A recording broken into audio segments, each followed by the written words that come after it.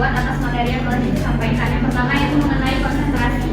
Nah, konsentrasi ini itu akan semakin besar konsentrasi, maka laju reaksinya juga semakin besar. Begitu juga dengan suhu. Dengan naiknya suhu, maka laju reaksi juga akan semakin cepat. Kemudian luas permukaan, semakin besar luas permukaan, laju reaksi juga akan semakin cepat. Sementara yang terakhir yaitu katalis. Nah, katalis ini merupakan zat yang ditambahkan untuk mempercepat laju reaksi dengan cara menurunkan energi aktivasi tanpa mengalami perubahan hingga akhir prosesnya. Baik, mungkin itu saja yang dapat saya sampaikan. Terima kasih. Terima kasih juga ya kepada kelompok visual atas presentasinya. Tangan dong.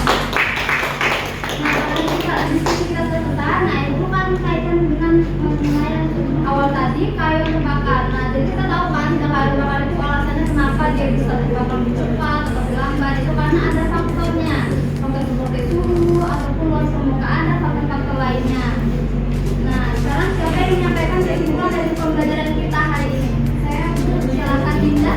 Lewat pembelajaran hari ini, di mana faktor-faktor yang mempengaruhi laju reaksi adalah konsentrasi, luas permukaan, dan suhu serta katalis. Ada prinsipnya di mana semakin tinggi konsentrasi maka semakin besar laju reaksinya, karena semakin banyak partikel yang berkumpul sehingga meningkatkan laju reaksi. Begitu pula dengan luas permukaan, suhu dan katalis. Oke, terima kasih Dinda dan jawabannya tentang Dinda.